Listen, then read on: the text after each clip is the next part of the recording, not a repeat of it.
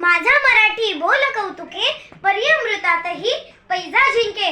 अशा मराठीचा अभिमान सांगणाऱ्या संत ज्ञानेश्वर व त्यांच्या छोट्या बहिणीचे म्हणजेच मुक्ताईचे मी अनुश्री अनिल चौधरी एक पात्री नाटक सादर करणार आहे. वेळ दुपारची. ज्ञानेश्वर माधुकरी मागत होते. जोडीत थोडेसे पीठ होते, परंतु 4 भावंडांना पुरेसे नव्हते. म्हणून ते एका घराजवळ आले आणि म्हणाले,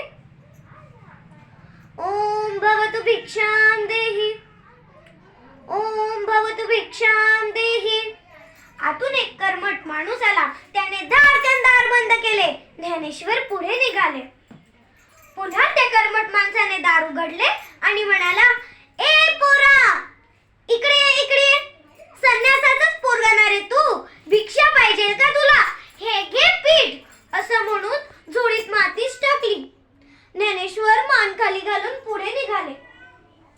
पुन्हा त्या कर्मठ माणसाने झोळी सोडली आणि म्हणाला, अरे थांब थांब, या भाकरी पण घेऊन जा. कसं?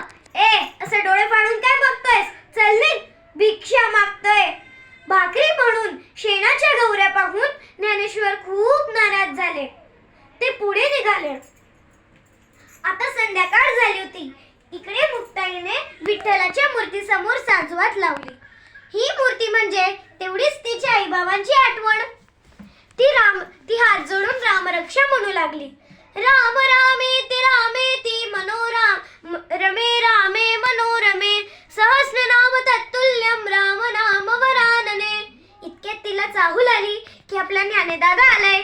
तिने पटकन आपली रामरक्षा उरकली आणि आपल्या भावंडांसाठी पानं वाढली. निवृत्ती आणि सोपानदेव येऊन बसले. इतक्यात तिने विचारले, अरे दोघेच कसे? ज्ञानेदादा कुठे? त्याला भूक नाहीये म्हणतो तो. सोपानाने उत्तर दिलं, भूक नसाला काय झालं? थांब, मीच बोलवून आणते त्याला. असं म्हणून मुक्ताई खोपट्यात गेली. हे खोपट म्हणजे तिच्या ज्ञानेदादाची एकांत जागा. गवत रचलेल्या जागेत त्याला लहर येईल तेव्हा तो जाऊन बसतो. अगं बाई, ज्ञानेदादाची जोडी तरी तीच दिसते. या जोडीत तर माती आणि शेणाच्या गौऱ्या. कोण्या दृष्टाने केलं असेल बरं हे? म्हणूनच ज्ञानेदादा रुसून बसलाय. ए ज्ञानेदादा, ताटी उघडणारे. ज्ञानेदादा, ताटी उघडणारे. ऐकलंस का? चिंता क्रोध मागे सारा, ताटी उघडा ज्ञानेश्वरा. योगी पावन मनाचा, साया अपराध जनांचा.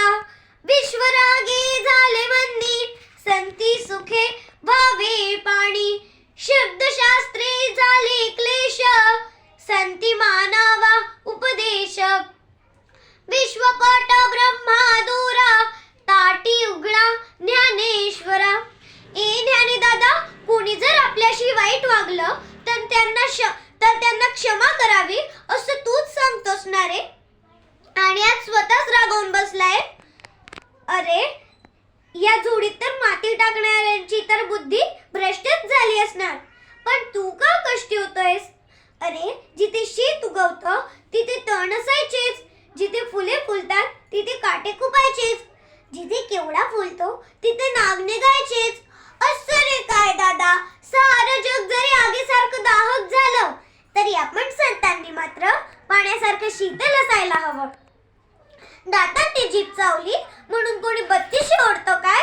अरे, या उर्मट लोकांमुळे तर साऱ्या जगावर का रुसायचं?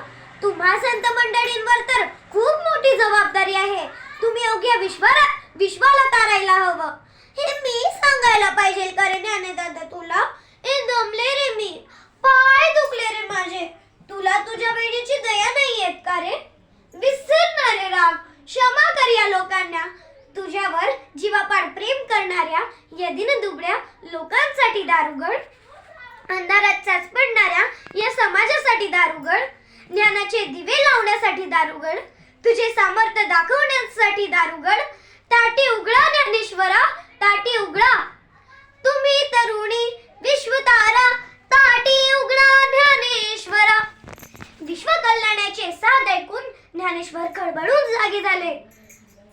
त्यांनी धावतून दार उघडले, दारात उभ्या असलेल्या छोट्या मुक्ताईला उचलून घेतले आणि म्हणाले, मुक्ता, तू आज माझी उद्धारकर्ती झाली आहेस.